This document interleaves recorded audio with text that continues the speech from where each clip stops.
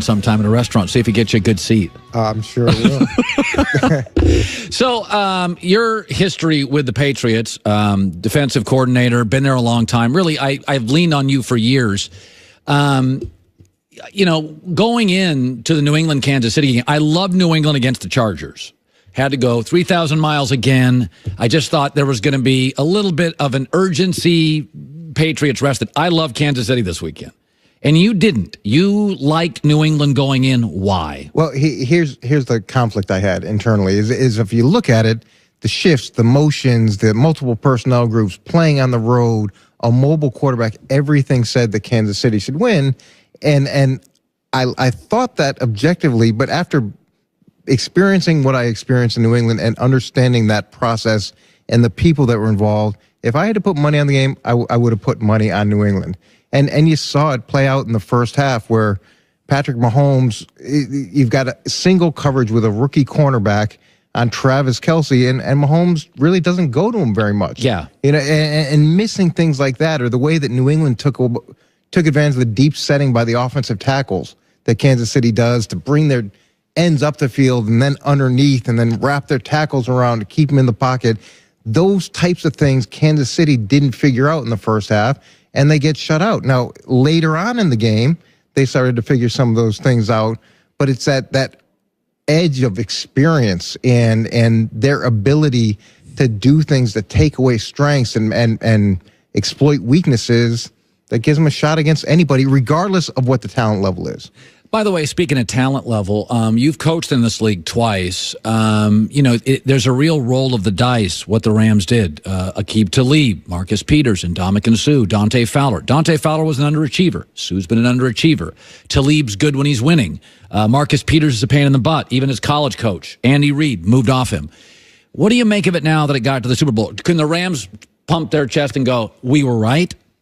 Look, whenever you go down this road, it's great as long as you're winning. It's fantastic as long as you're winning. It's when you hit those patches of adversity that those guys that have questionable pass become a real problem. And I experienced it in Cleveland in '95. We're projected to go to the Super Bowl. The team announces that they're moving. We hit adversity, and there were guys there that kind of similar makeup. And when all that happened, everybody was looking for a life raft. And you saw it to some degree late in the season with the Rams, where the defense regressed, and those are the guys making business decisions. I'm not going to get hurt before the playoffs. I'm going to go into a little bit of cruise control. Now, that being said, this is where guys like that have real value. It's easy to coach in the playoffs. It's really easy to coach in the Super Bowl because everybody's dialed in. Everybody's going to be the best form of themselves. Nobody wants to be the guy that loses the game. Everybody wants to be the guy that makes a play. It's perfect now. Is it a model that's sustainable? Yeah, if you can win like the Rams did, yeah, it'll be great. You hit a patch of adversity, good luck. Talk about Super Bowl prep. You've prepped for Super Bowls before. New England has a decided advantage in experience here. Super Bowl prep advantage New England, right? Yeah, they've played in 9 Super Bowls and 10 Thursday night games. So this is no different for them than getting ready for a schedule like a Thursday night game. It's just another part of their process. And going to the first Super Bowl was tough. You've got pressure from family and friends and the media, a change in the environment. All these things are pulling at you. And if you don't know how to handle that and navigate through that, you're at a pretty big disadvantage. Even how do you use this week versus the second week? How do you make sure that the guys don't get too high too early? How do you deal with the extended pregame? How do you deal with the extended halftime? All those things for New England, it's just another part of the process. It's keeping players dialed in for 2 weeks. Belichick, obviously, they added 8 new plays in the hotel lobby the morning of the game over Kansas City. Would Belichick keep some stuff, some tricks to keep players focused and driven? Don't you lay out the game plan by Saturday morning? Well, yeah, you're gonna go through this week, and the bulk of the plan is in this week when you're home, when you're working in your traditional format. Now, that being said, you have time to watch more tape. You find some other things. So during that second week, you're going to keep introducing those things to the guys. And if you find something Sunday morning or Sunday before the game, and you've got an experienced group, you're going to go to them and say, look, I think we got a shot to hit this. Let's go with it. Just like you saw last weekend, where when you've got a young group or a group that's not used to adjusting or a group that's not used to dealing with the level of anxiety and pressure that goes into a Super Bowl, you put those plays in, it could be an absolute, disaster. Yeah, I mean, Rams' first hour were bailing water. Patriots' first hour were in total control. They both faced the same harsh road environment. Okay, end of the Rams-Saints. Controversy, blown call, no call. Blame the refs. Let's sue the NFL. What'd you make of that mess in New Orleans? Well, look, I've heard that there would have been about 30 seconds left in the game if they were able to run the ball 3 times after the pass interference call or no call. In the first game, the Rams scored at the end of the half with 26 seconds left. So there's no guarantee that the Rams couldn't have gotten the ball and gone down and kicked a field goal. Okay, that being said, there was a ton of football that took place after that moment. They had a chance to stop them. Then they got the ball in overtime. They got a questionable pass interference call in their favor. The Saints did in overtime. And then the Rams still had to go down and kick a 57-yard field goal to win the game. So my question is, was it so caught up in that moment, so caught up in the no call that it cost them the game after that? Human error is part of football. That happens. And where you stand on those calls depend on where you sit. I think the tuck rule was a great call in New England, but I was in New England at the time.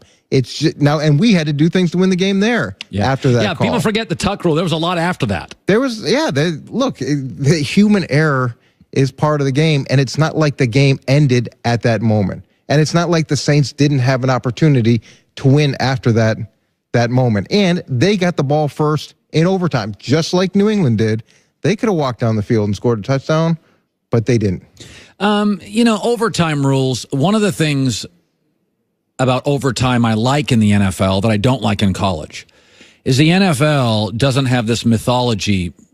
They're not paralyzed by it. NFL's like, yeah, you can both have the ball as long as you can make a stop. And then you get the ball too. And by the way, most of the time that happens. College football, they give both teams the ball, they put them in field goal range, and then if you both score, and we bring it out, and they're afraid to not be fair. But in college football, the games end up being 62-60, and the least exhausted team wins.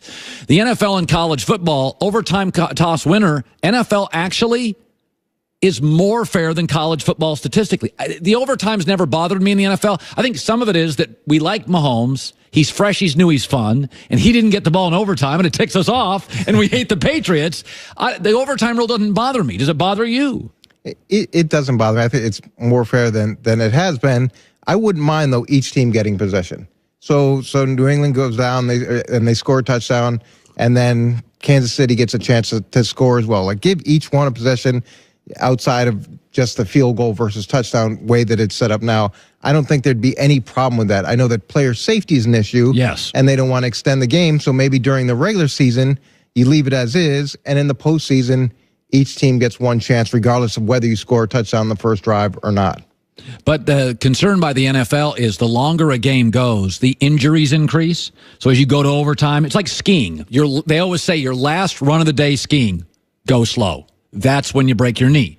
In football, as the game goes to overtime, statistically, the injuries increase. So if Kansas City did take the ball and scored all the way down, now we got a real quarter going on. Well, but look, the difference in playoff football versus regular season football is you're going to keep going in overtime until there's a winner. There are no ties. So that's what I'm saying. If you kept it the same during the regular season, but gave each team at least one possession in the postseason, then I think you could find a compromise between player safety and someone saying we didn't have an opportunity that we should have had. Finally, Eric Mangini, former NFL head coach, couple of places, defensive coordinator with the Patriots. I said this a couple days ago, is that, we've got all these new quarterbacks. We got Mahomes, and we got Deshaun Watson, and we got, Baker Mayfield, Sam Darnold. The one kid that does remind me of Brady, right? Because we're always comparing. Who's the next Michael? Who's the next LeBron, right? We're always comparing. Jared Goff reminds me a lot of Brady. He's tall and gawky when he came in. California kid, really stable family, incredibly coachable, kind of quiet and demure, handsome kid, but you don't see him in the weather. You don't see him in the news. And I kind of look at them and I'm like, precise passers, pocket throwers, move well within the pocket, but you don't want him running. I see some Brady in Goff.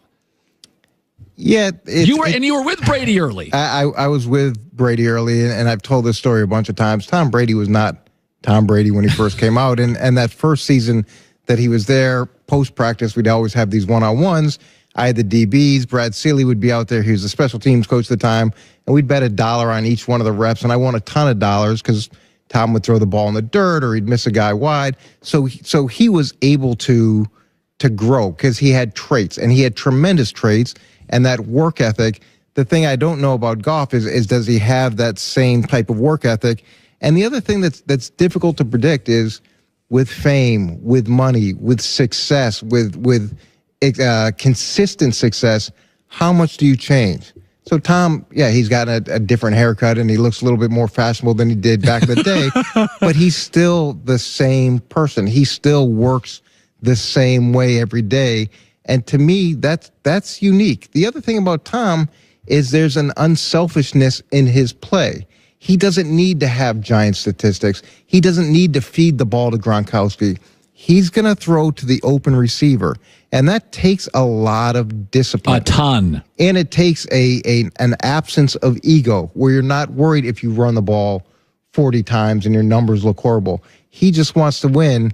So it's hard to predict how anybody's going to deal with extended success like Tom has. Yeah. Also, another thing is that Patriots have had incredible continuity among their staff, whereas as the kind of hot franchise, the Rams are already getting their staff poached by everybody in the league, where the Patriots have Dante Scarnecchia, McDaniel's been there forever, they got the same running back coach. I mean, Tom, they got the same parking spaces painted in the facility for 20 years. Rams get a little success, like Nick Saban now. Everybody's poaching that staff. That's part of it. You're going to have the staff poach. A lot of these players that they acquired are on one-year deals. That's going to turn over. They've given away draft picks. It's hard to sustain that model. And when you look at the continuity in New England, a guy like Dante Scarnecchia, and I said this to you before, he should get the MVP trophy, the offensive line coach. The things that he's been able to do with that group are incredible. And Josh McDaniels, his ability to connect with Tom and to anticipate what defenses are doing, it's invaluable. The other thing about New England is they develop young coaches. It's the PhD program, poor, hungry, and driven, and you grow up in the system. And when someone does move on, there's someone who's been raised in that system and worked and earned an opportunity to move into the higher spot. They call it the PhD? Poor, hungry, and driven. Yeah, you get your PhD. That's so great. You go find guys that are smart and hardworking and are willing to do whatever they have to have an opportunity to learn. And as they succeed, it's a little bit like Survivor. You get promoted. And the ones that can't fit into that community, they move to other places. I like that. Goulet, what'd you make of that? PhD. Is that your strategy? It is. Keep us all poor? And hungry and driven. 2020s is another name, 20 years old and $20,000 a year. So it could be a PhD or a 2020, either one. I love all these little slogans. All right, Eric Mangini, great stuff, Coach. Joey with the news. No.